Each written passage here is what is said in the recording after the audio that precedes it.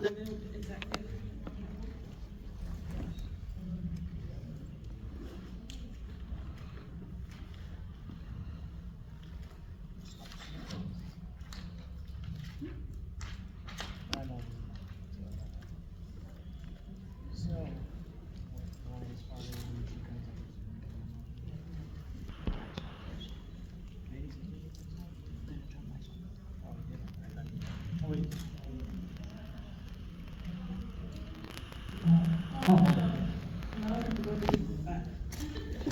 What's afternoon, sorry. You're on mic test right now. Testing, 1, 2, 3. Hi everyone, my name's Nancy, and we're short one person, so she'll be walking in sometime in the middle of the panel. Can you hear me? Yeah. Okay. So hi everyone, I have here my panelists, Joseph, Nagu, and Justin. So hi everyone, introduce yourself. Hey guys. And what cosplay you're wearing with an image description. In other words, describe your cosplay in a few sentences. I'll go with Joe first. Hi everyone, I'm Joseph Monastery. My cosplay is an alternate universe version of myself, where instead of being Joe, I'm Butterflies in Space Joe. My jacket is, I'm wearing a blue suit jacket that is space themed with a blue butterfly on it. And there's a lot of significance meaning behind the blue butterfly.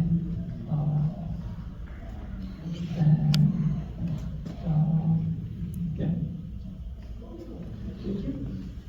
Hello, everybody. Good morning. How are you all doing? Woo! Woo! Ow! Thank you guys so much for coming. I'm Stardust Megu, and the cosplay I'm wearing, the character, her name is Anj Ushidoniya. It's from this super underrated visual novel called Umineko no Nakukodoni, which is really great. More people should play it. So basically what I'm wearing a white button-down shirt, a black blazer with like long sleeves, layered sleeves.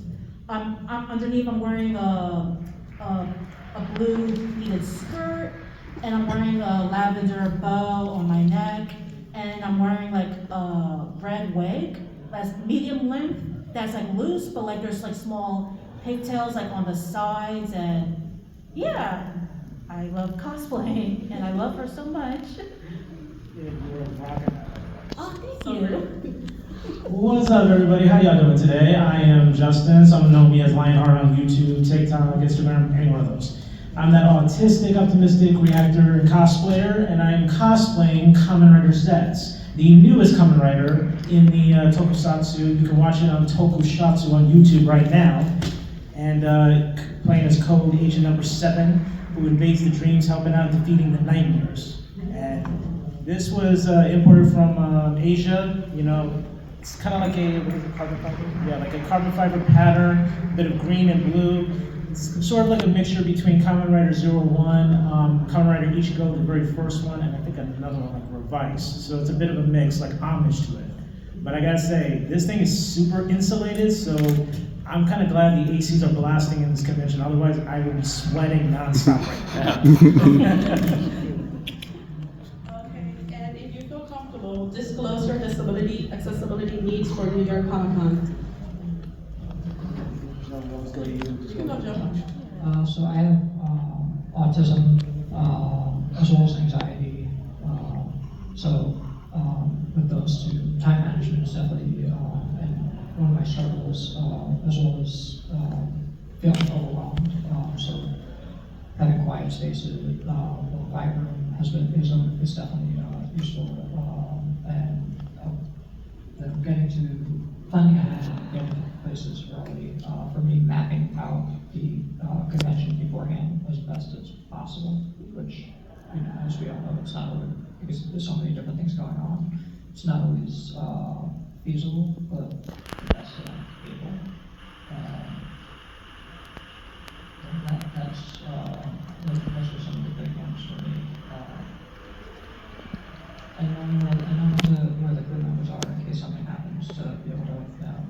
ask for help.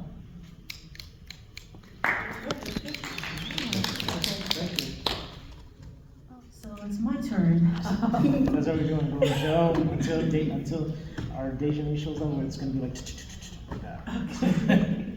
Hi, so I have depression and anxiety. I actually had it all my life, but I was formally properly diagnosed with it in 2019. I also have dyslexia. I grew up, having trouble, difficulty like reading. I literally did not spoke until I was like 4 years old, and it was a huge struggle. And recently, I was diagnosed with autism as well. I've always had the symptoms for a while, but the thing is, especially back then, they more so like diagnose like boys instead of girls, especially like black girls. They don't think our symptoms are also autism, but luckily I was able to get my proper diagnosis for that. So for the accessibility, especially at New York Comic Con, I think like the quiet rooms really help a lot. Sometimes I get overwhelmed and I need like a place like, sit down and like try to like calm down. And also I feel like more like water stations, so that people can like drink water and stuff. And I think No, it's a good thing. And now they're gonna accommodate you private rooms Yes. downstairs, so that's kinda nice. yeah. Okay, guys, so I just like to say I'm proudly autistic. It's kind of like a big part that connect to the stories that I love. My autism helps me see the details, but others might miss. Like, I feel like for us, people see things in a two-dimensional, while sometimes we look at three-dimensional. People want to build a puzzle with the image. I like to build a puzzle without the image because I like to test my horizon and my brain a little bit more. But at conventions, sometimes, well, it's not, sorry, let me rephrase that. For me, I kind of miss the patterns, I miss emotions. Sometimes I can be confused, I can mistaken what I think somebody's upset, thinking they're just joking around and they don't mean it. So it's very difficult to look at facial expressions, hand gestures, and I gotta take a minute to process it and know what the right response is. At conventions, I sometimes need quieter spaces or breaks to decompress because the clustered people sometimes I feel like it's coming out like a clogged artery in a way. Like clogged or Like a clogged artery, like when so many things are compressed in a small space. Nervous system dysregulation. What? Nervous system dysregulation. You gotta speak up. I need to. Nervous system dysregulation. Thank you. That was it. So, but I'm grateful that New York Comic Con has been improving accessibility every year, and I don't like to take credit, but I feel like we play a big part to bringing it up to New York Comic Con, and they listen to us and they take many small improvements year by year. And to add on to that, it's really, we want to improve accessibility. It's really important to, after the show, Repop always puts out always sends out an email asking for a survey. Fill out that survey, put your feedback in there. And then you can also, Repop on the Repop website, there's also an ADA email. Emailing that email is also important. And letting them know, because they do take the feedback seriously. Thank you, Joseph. And the next question is, when you think about diversity and accessibility in creative spaces, what does that mean to you personally? When I think about diversity and accessibility in creative spaces, freedom of expression, but also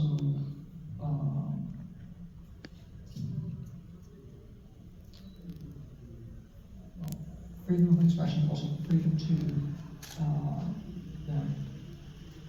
to be open and allow yourself to be vulnerable, which is in today's society is a really difficult thing to do. But yeah, allowing yourself to be vulnerable, and allowing yourself to ask for help when you need it. Again, another really hard thing to do. Thank you. That's a very good question. I'm so sorry, guys. It's okay if you're nervous. Yeah. We can go to another question. Cause like my brain, like when I have my thoughts, it's like Shakespeare, but then when it comes out, it's like dot dot dot. It's okay. It's kind of like what the subtitle. You want me to go to the next question? It's okay too. Like that? Excuse me? You want me to go to the next question? I'll be okay too. Yeah, maybe if you're okay with. No, I'll answer. You can Okay. skip it if you All want. right, Yeah. Justin, go ahead. To me, diversity and accessibility means representation without limits. It's about everyone, regardless of ability, background, or identity. Having the same opportunity to express themselves through creativity, whether you walk, you roll, you sign, you speak. Your story deserves a place on that show floor. And I'm gonna throw out there that it's also not just about equality, but also things like equity and, you know, allowing for, you know, a rebalancing of things. Because we like to think of the world as very black and white, but it's not at all. And, you know, everyone, you know, is on different levels, and, you know, we gotta be able to, everyone has to be able to meet each other where they are. Thank you. And can you share an example of a cosplay that blew your mind with creativity or accessibility? Did you say anything recent or in the past years? That we've seen, or? Yeah. Yeah. Yeah, I got a few examples, if it's okay. Go ahead.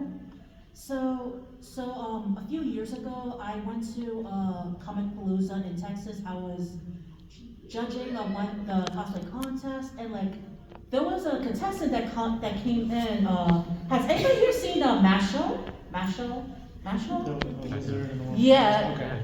Harry Potter, but actually better. Yeah, okay. So like Harry Potter. Yeah, it's not. You need to watch it. Like No, after. no, I watched that. Oh, you watched? Okay. I just want to make sure that was the right one. Yeah.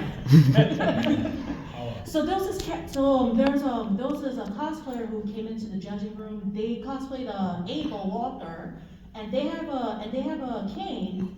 And so they made the cosplay. The costume looks great, and they also decorated their cane with, like, the purple like decorations, and like they had like the puppet like on the side of the cane, and I thought it looked really cool. It looked so amazing.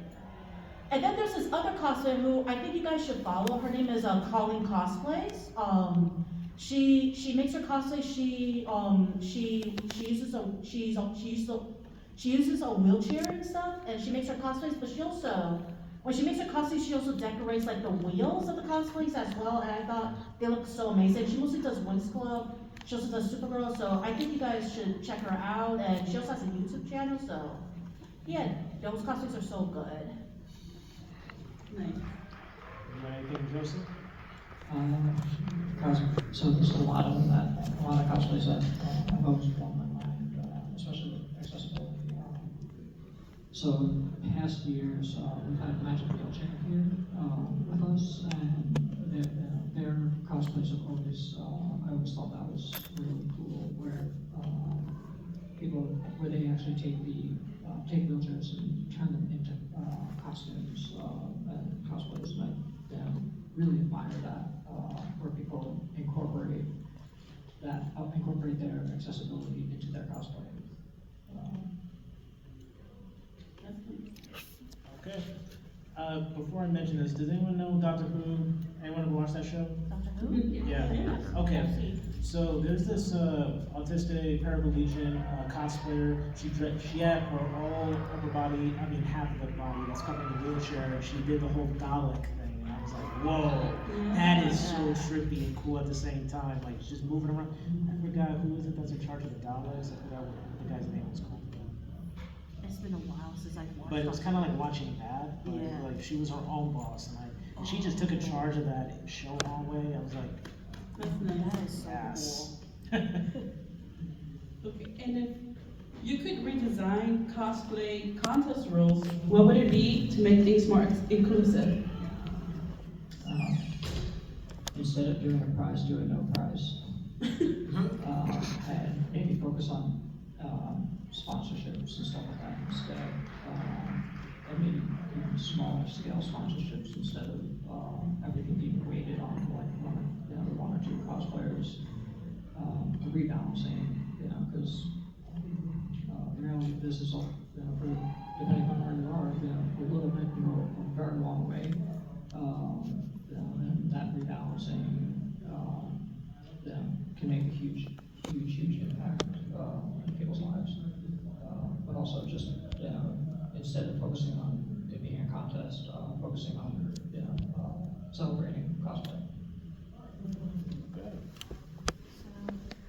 so I also compete at cosplay competitions and I've judged and I've won awards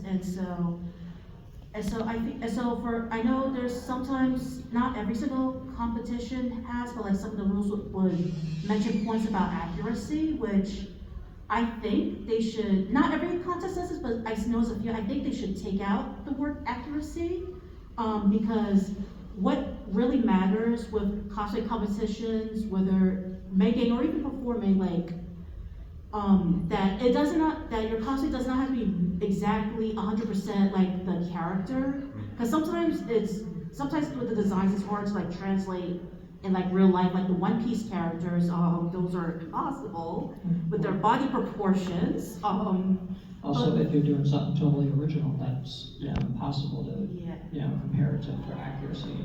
Yeah, exactly. So, and especially with craftsmanship, what matters is how well the cosplay is like made and like what materials used. So I've seen like a lot of people like they would like change up like the design a bit, or whether it's for comfort, for accessibility needs, and you are allowed to do that. So I feel like the accuracy like portion for like some of the rules for like some of the contests should not be in there, because people should be able to cosplay however they want and all that.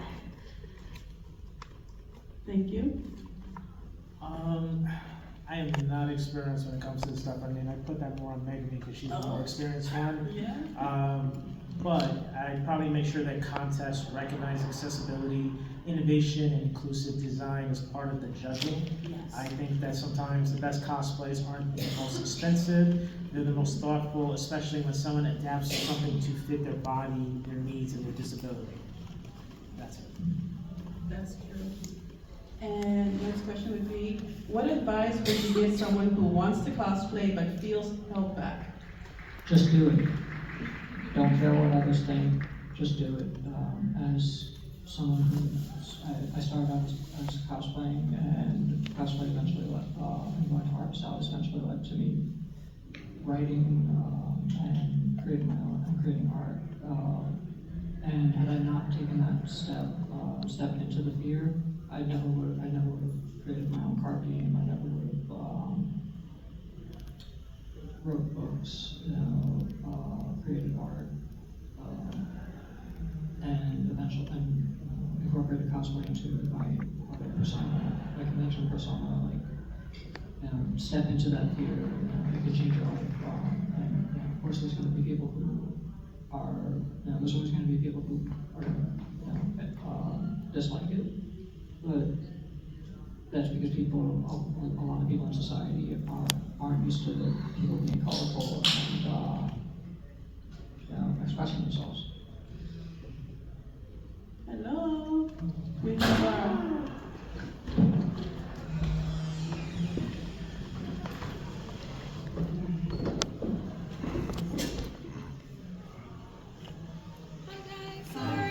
It's okay.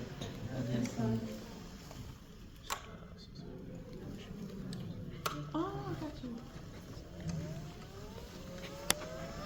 Okay. Hold on a minute.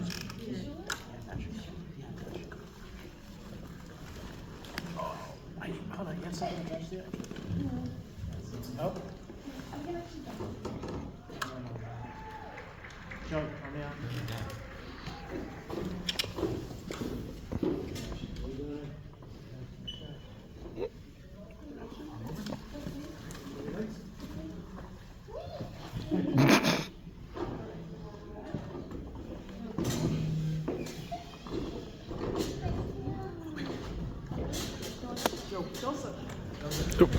Jeez, Joe. Okay.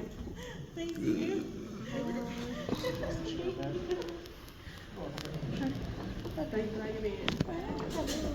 Are you comfortable? Yeah. Thank you. That was my weirdest. You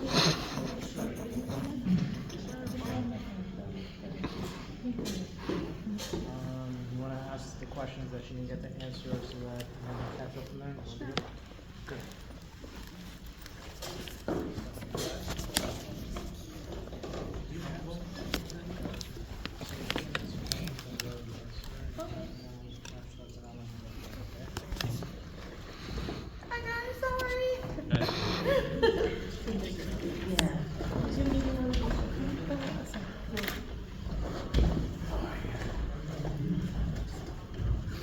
So I would like you to introduce yourself and what cosplay you're wearing with the image description. Alright, hi everyone. My name is Day, but I go by cosplay HD, Cotton Candy HD. I'm wearing like a Megan variant costume. Yeah? Yeah. And, let's see. And if you haven't yet, disclose, if you feel comfortable, can you disclose your disabilities, accessibility needs for Comic-Con? Gotcha. I don't have my legs. I am a bilateral double amputee.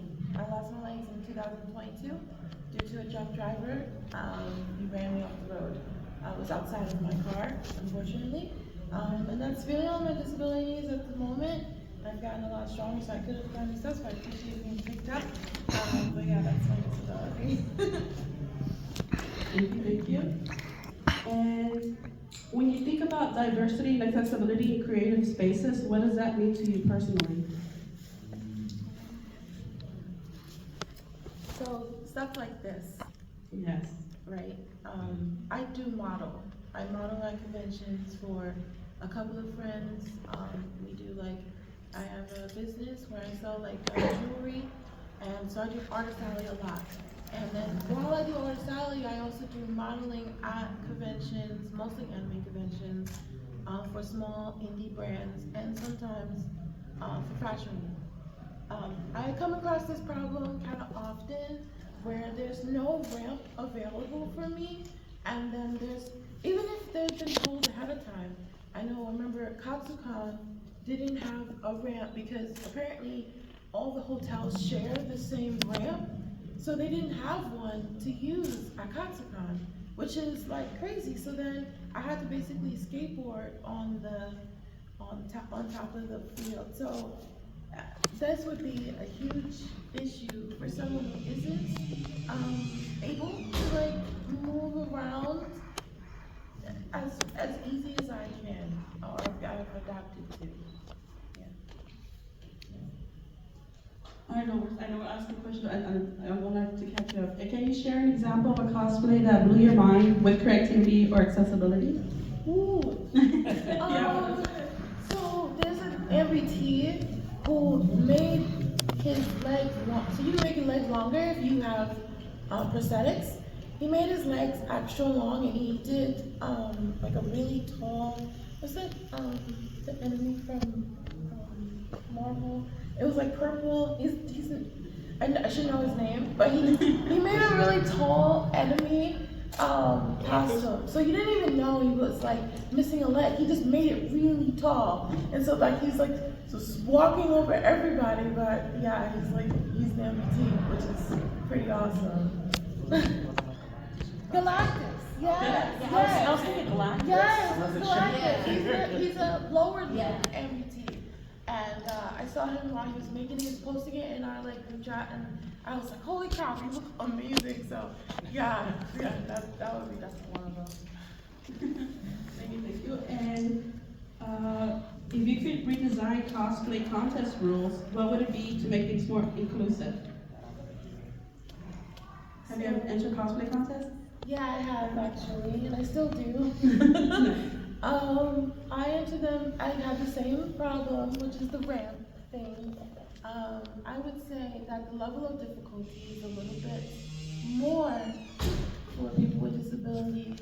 So like, I don't know, maybe like skewing it a little bit, understanding that we get fatigued really easily, and I think taking into account a lot of the changes that we have to go through just to, I guess, appear normal, to fit in with everyone else. And we can't, technically. I will never grow my legs back. So I think understanding that me making a costume if I'm walking around, it's maybe a little bit harder to have done that than someone who's able-bodied. Yeah, that's all for me, basically, because I have a physical disability. Thank you so much. And we have just one more question to catch up, and appreciate you being here. What advice would you give someone who wants to cosplay but feels held back? Oh my God. question, just do it. Just do it. And that's for people without disabilities too. Like, just do it. Like, it doesn't matter your size, your gender, your anything, disability or not. Just do it. If you want to do it, just do it. Most of it, the process is supposed to be fun. The process is supposed to be you're with your people, right? So find your people. You're here, you're at this convention. We're your people. So you can dress up and do whatever you want. I lost my legs and I still came back to this community because you guys are my people. Yeah. Thank you so much. And okay, everybody. And So I guess for the advice of someone who wants to cosplay but feels held back, like you only have one life to live. If you have regrets, then you're going to be miserable. Like, so as you know, my buddies say, like, just do it. Like the show about just do it. like and yeah, the Shia. That's how you pronounce it. I was gonna pronounce his name. Sheila Bub. I was See, I'm terrible. Like, and the thing is, like, the cosplay community, like, there's always gonna be people who are like super supportive and loving, and like, and you're gonna look amazing no matter what. So for me, like, when I first started cosplay, like, it was my friends that convinced me to cosplay. I was scared to cosplay because I'm black and plus size, and I'm like, I thought I would not look great cosplaying, but my friends like convinced me, and now I'm like addicted to this hobby for 15 years, and so definitely definitely go for it, and you don't need like the most expensive materials to cosplay. You can just closet cosplay, you could use cardboard. There's so many accessible ways to get into the hobby. You don't need to look perfect. All that matters is that you're just having fun, you're goofing off with your friends, and and making a wonderful memory. Like, So you feel good. exactly. That's one of the best parts. Yeah. Love that. Okay, so advice to anyone, starting off, I'm gonna say it again, just do it. Just like that. Just do it. Just do it. There's a saying that I go by, which I think everyone should follow. Nothing happens if you do nothing.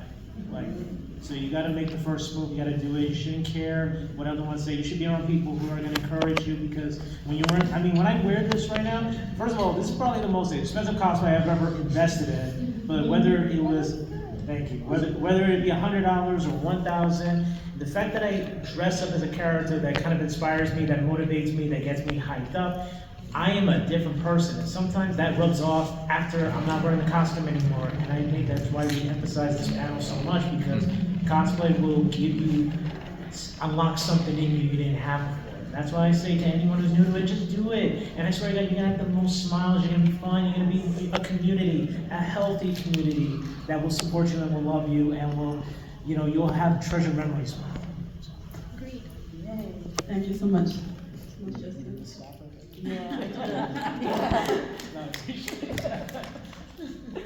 We discussed a little bit about the accessibility barriers that still exist in conventions, but have you seen any improvements since your first New York Comic Con? And what are they? Well, for me, definitely. But I feel old thinking about it, because I've been going to New York Comic Con since their 4th or 5th one. And back then, they weren't using the whole Javits Center.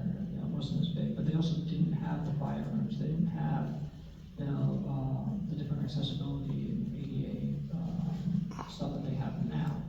And it was good feedback, over each year I see them improving on it and taking the feedback to improve it. So,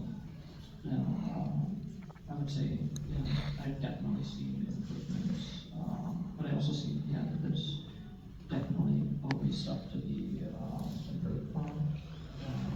I also do want to quick circle back to the question about cosplay and accessibility, because it's something that slipped my mind, which was, inspired me is seeing builders, and as a builder myself, getting access to things like power tools, stuff like that. You're learning a trade, you're learning skills, and not only that, you're able to then, once you have your tools, use it to help others. And so whether it be repairing wheelchairs, whether it be whatever, using 3D printing to to create accessibility stuff, and connecting with the maker communities, stuff like that. I see a lot of crossover, and I think that's important to know. It is, just to piggyback off of me, I do volunteer work for the High Foundation. It's a company that makes prosthetics Can I get the for microphone? kids. Oh, Thank you. It's a foundation that makes prosthetics for kids. We recently just made prosthetics out of 3D printers. So just to know that if you guys have a 3D printer and maybe want to enter a different field of practice, you definitely can make like prosthetic pieces out of 3D printer, which is pretty cool. And there's a lot of open source designs too. Places like Makers Making Change is one of them that has a lot of open source accessibility designs, like doorknob, things like doorknobs, video game controls, stuff like that, adapters. But that's another free resource that's out there. Makers.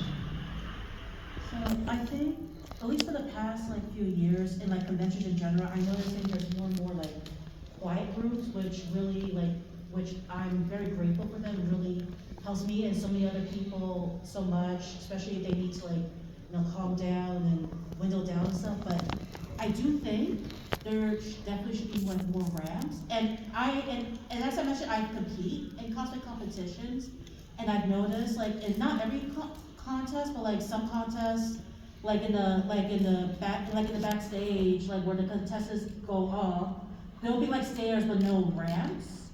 And I will hear stories of those who are disabled who their competitors, there's no ramps for them to come up on stage, so they have to go up in front of the stage to present their cosplay, and it sucks because not everybody can see their hard work and stuff. So, and the thing is, I know so many contest coordinators. I'm friends with them, and a huge majority are trying to push for more accessibility in competitions and stuff. So, but they're trying hard, but it's the con and the venue. So I feel as Joe mentioned a while ago, definitely when the survey comes up, definitely push for more ramps, more accessibility, and all that.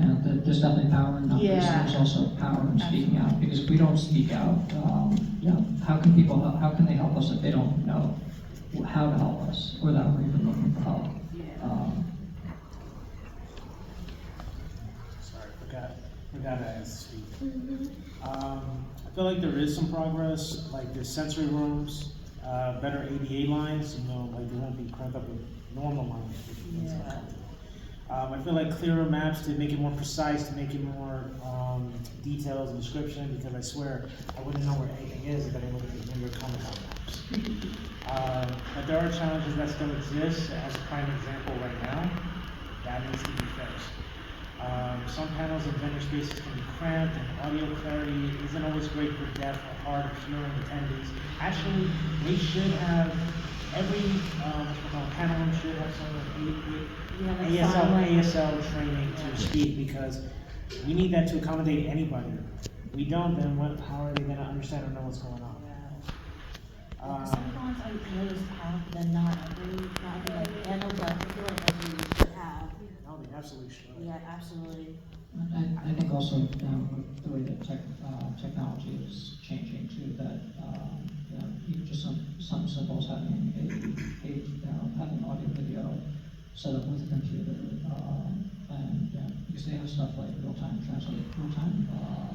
transcriptions and stuff like that, to create closed captions. These are all simple things that that really is open source tools. So it doesn't take much. It takes the knowledge and know-how of where to go to find it. I mean, there are improvements, but the mission isn't over, and we're going to keep doing what we can to make sure that does get accomplished. Yeah. Okay, guys, we have a few more questions, and then we'll go to Q&A. Some you already touched on these, so I'm gonna skip to some. How do you feel when someone stops you for a photo or recognizes your cosplay?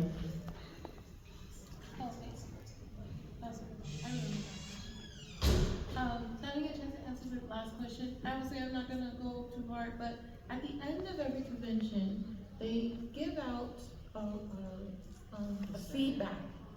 That is very important. I know not a lot of people like to do the feedback.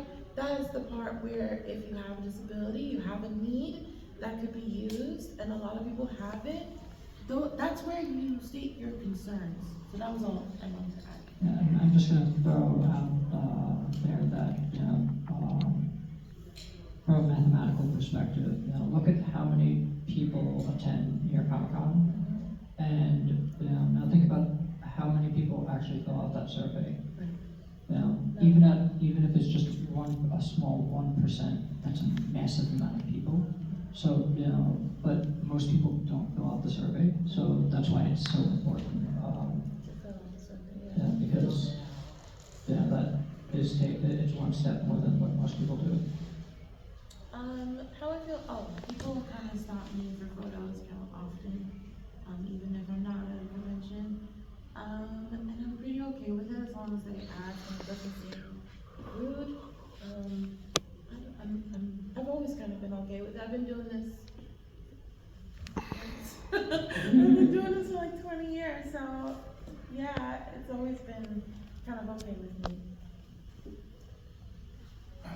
I'm personally okay with it. I mean, before, I think the first time I used to feel a little bit uncomfortable. I didn't know how to perceive it, and then I find it kind of flattering if someone wants to take a photo with you. I think it's awesome. I like to agree with what she says. I like to be notified. I don't want to be like shocked and like take a photo and I'm like, yeah, I know. I'm like, what the hell? Like, can you ask me before I say yes? Because you don't know what I'm doing right now. Sorry, I didn't mean to say that.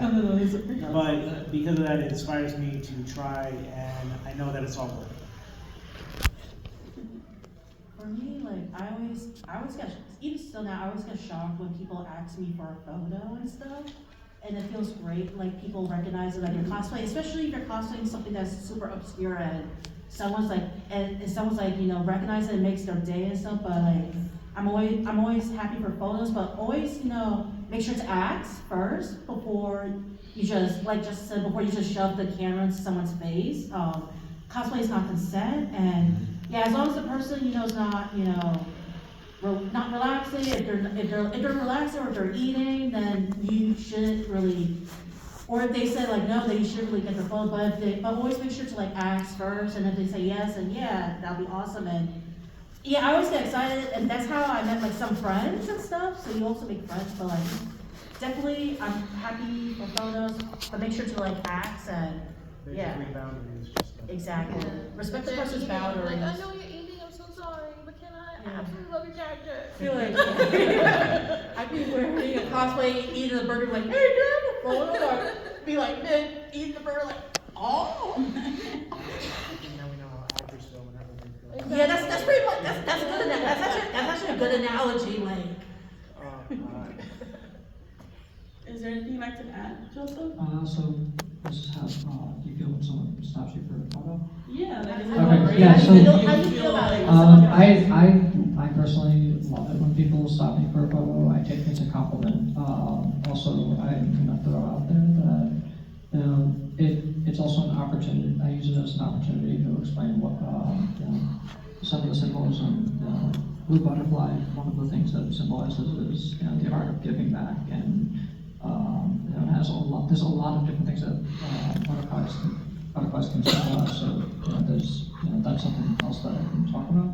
But also, if it wasn't for photos and cosplay, I would have never met Nancy, my fiance. And so she actually traveled from South Texas to through our love of cosplay. 9 years ago now. Yeah. Yeah, and not for cosplay, not for photos of cosplays. Yeah, we went through cosplay, so. The chances of two people, from all the way across the the opposite sides of the United States meeting, so unlikely, that, to me, it's, that's the power of, cosplaying photos and stuff like that. It's the power of love. Power of love, I was about to say the same thing. Is there anything you'd like to add, Justin, before we go to questions? I didn't have it. You're good? I have nothing to add on to that. Everybody's good? No, Joe took that. Joe took that. Okay, everybody, whoever wants to ask questions can come up here. I don't mind if I can get to you. Or maybe you can up. He had his hand first. You have a question? Go ahead. Yeah, my voice projects. So Okay, anyway, I work in the ABA field. I was wondering if anybody who's neurodivergent, do you have any advice for parents where their kids might want to get into the cons or cons? It's also my first con, so appreciate it. Appreciate it. So like, if there's any advice you would have for like parents who their kids might be interested in, if they're coming to a con or cosplaying or getting involved. So I consider that, and also in addition to myself having autism, I also work as a direct support professional. And it was because of cosplay that it actually helped me get the job. And that's also part of why I come to New York Comic Con every year, is to use pop culture as a way to connect with the people that I work with. So for those who don't know, a direct support professional is somebody who is a support person that teaches ADL skills, and things like social skills and daily living skills to people with autism or other developmental disabilities. My advice is, because obviously, New York Comic Con can be really overstimulating. Start with a smaller show as a test to see how how people are, how the person is around it. Because an easier way in, because going to New York Comic Con is your first show, first comic book show. It's overwhelming. Yeah. Yeah, but that's one thing I would say, is easing yourself into it, but also finding ways to connect with them, because it definitely, one of the nice things about cosplay is you are free to be true to yourself, and especially with things like autism, a lot of times you're masked in society, and so it's kind of a way to take off that mask by you're taking off your mask to society for and being able to put on a costume. And cosplay is predictable, which is really good for autism, because you're able to predict what you're walking into, and you're able to mentally prepare, and you'll know your fandoms and stuff like that. And that's something that autism really thrives off of, is that predictability. You got something to follow with that? I think it's pretty much. Do you have something? Yeah, I have a son, he's not neurodivergent or anything, but I started bringing him when he was really young, and I did like Ren fairs, something very small, and I wanted to dress him up in me, but you also have to figure out if they like dressing up, because maybe they just want to wear regular clothes and not be interested in cosplaying per se, because that could get cumbersome, like a lot of things on them. They may not be very comfortable. My son, I think, did like Ash Ketchum, and when people would ask to take photos of him, he would like take all his book bag off, put the book bag on the floor, put his Pokemon on the thing, and then pose, right? So you have to give for a space. Back when these cons first started, it was very like not a lot of people. Now it's way too many people for a first convention. So like they said, as Joe said, to go to a smaller event, or just an event where there's a lot of people, to understand how your child will act in a group of people, getting used to trusting you, depending on you in that manner. It's a different situation. But yeah, as a kid and as a parent, that's what I did. Following up quickly, for neurodivergent, because I've been around students around there, I did be a mentor, and sometimes you have to accommodate certain needs. You gotta think about the noise factor, the crowdedness, which is why imagine New York Comic Con is the first thing. I know it's exciting and hyped up, and it's too much depending on the age of the kid and disability. So you gotta start with something small, let them get accustomed to it, like a kid when you're doing a kiddie pool. You don't put them in the big pool, you put them in the kiddie pool, get them, wet, let them swim a little bit, and then eventually they can get into the big one. That's my biggest advice to you. Appreciate y'all. She had a No question. question? Go ahead. Yeah, so, please forgive me, I'm You want a mic? very sorry. I don't have like lungs like you do. It's okay. And I'm short. Yeah, so sorry that I was tardy, but really, as soon as I, came in, pretty engaged on everything you guys all shared. But surprisingly, and please forgive me, I'm not trying to stereotype or anything. My daughter is also on the spectrum, but I almost feel like this room should be packed because I'm sure a lot of, and again, coming to an event like this, like you mentioned, a litany, a host of different things people want to get involved in, different panels, etc. But do you feel like this actually could be a movement? Cosplay and special needs, and how could that be amped up? You know what I mean? Again, I'm just thinking of a little community that I work with, but I'm sitting here and I'm saying to myself, I wish they were all here to see all of you guys from, a variety of different perspectives. But do you see a movement building around this? Oh. Not just with autism, but again, the whole neurodiversity and co-play, because cosplay, sorry. I feel like it works hand in hand, no? Oh no, absolutely. It's hand in hand. We're on the same family together. I mean, I don't take any offense that this room is not crowded. It's not full. I mean, we've had moments where it was full back when we first started in Anime NYC. We had in the first convention, New York Comic Con, when we first did it. But years go by, interest come in, timing isn't perfect. But no matter how small, it could be one person, two people, it could be 100 people. Right now, the movement is like a flickering fire, and as it keeps rising, we're just gonna burn, and it's gonna spread like wildfire. That's the whole thing we're gonna do. So we're not gonna stop, we're gonna keep burning with passion, and that's what I Yeah, can do. and I guess the reason I commented is just listening the last 15 minutes I was able to, be privy to. I'm on fire for it, you know what I mean? So I'm just thinking, can you imagine, you know what I mean? But It's again, definitely, kudos to you guys, because I could see how this could, it's definitely a movement, and again, back to butterflies, the butterfly effect. A butterfly flaps its wings. One part of the world and it turns into a tornado, and the other on the other side of the world. It's definitely a movement, and the fact that you guys are here, that means a lot. I actually took a picture of the audience because it shows that that's one thing I've learned doing activism and stuff and speaking. When you're speaking, if you take a picture of the audience, you have proof to show that people actually show up to the panel. Doesn't have to be a lot of people because it grows every year. But having people that actually show up, that is important because then people are going to talk after. And word of mouth is really, really powerful. You had something to say, Dean? No question?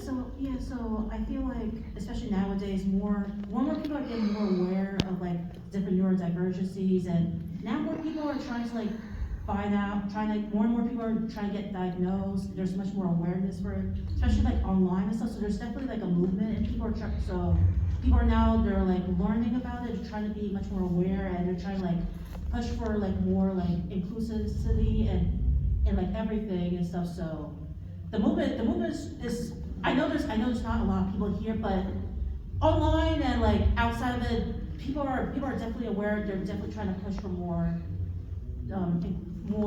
accessibility and stuff. So I think it takes a lot of us to be visible.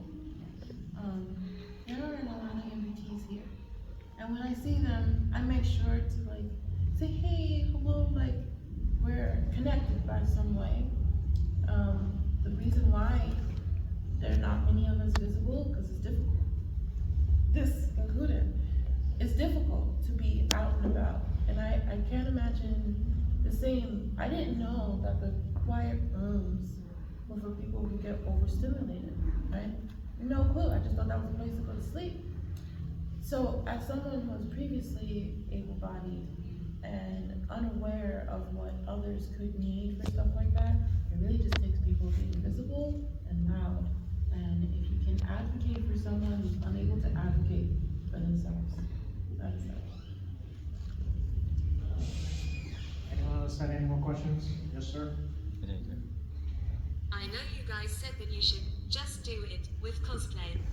However, how can one deal with imposter syndrome while making and moving into your costume? Well, do you love it?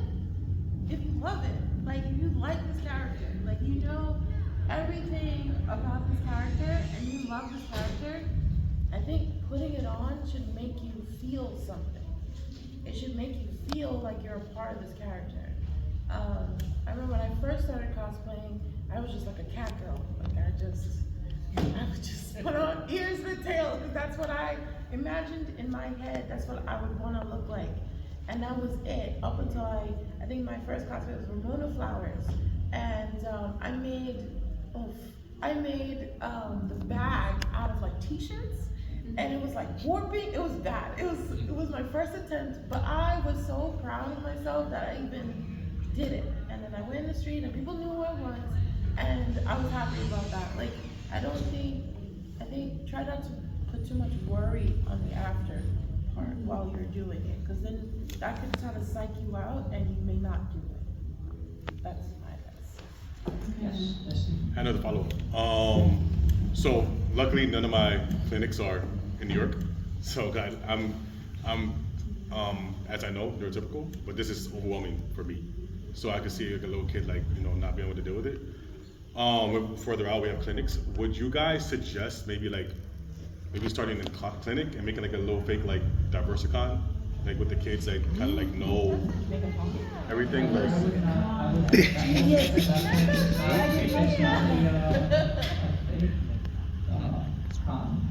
It's still a real convention. Yeah. I think that actually is a great idea, especially if it's inclusive or it's open to the public too. Because then it that'll also that would double to break stigma around in the community, because a lot of times with mental health and other types of therapy clinics, there is a stigma, and having that.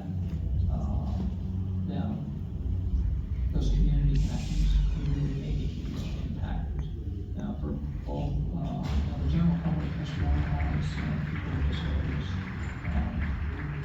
And that goes back to disability history too.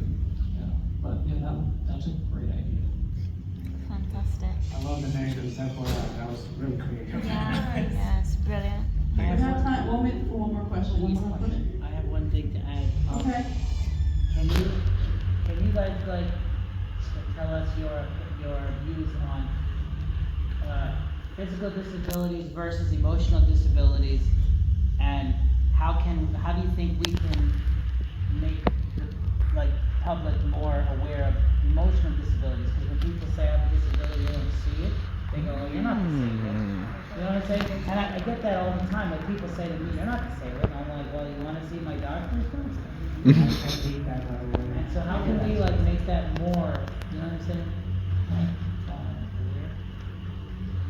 There really isn't necessarily a true answer for that, but that's also why things like that exists, because not everyone who has an invisible disability wants people to know it, and then there are people who have invisible disabilities that they want people to know, and then and it goes the same thing with people who have physical disabilities. There are people with physical disabilities that they are not public, they'll do their best to hide it, because they don't want people in society to know, because there is stigma out there, depending on what community you're in, and there's acceptance too, depending on what community.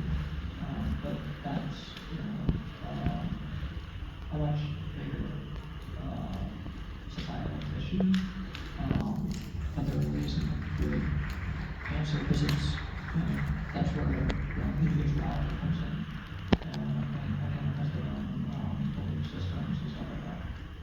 just want it to be more accepted, like, But, emotional versus talk, physical. having your influencers is something that we talk about, and I think that definitely helps. Because, when we talk about that, there can be acceptance. Is what it needs.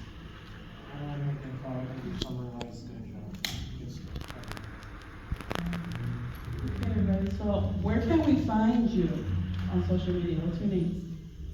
So for me, for social media, all my social media is on my website, joebutterfly.com, which will take you to my card games website, but that page specifically is, about the creator, and it has all the different social media platforms and stuff, links to them, so it's a nice, way to find me, as well as it has my email and stuff. But yeah, joebutterfly.com. You can find me at Stardust_Megu. I'm on Instagram, Threads. I'm on Blue Sky, and there on Blue Sky, I'm a menace. So be sure to pretty much if you see Stardust Megu, that's me. Feel free to follow me, and we'll be friends. For me, you can look me up on Twitch, TikTok, YouTube, mostly YouTube.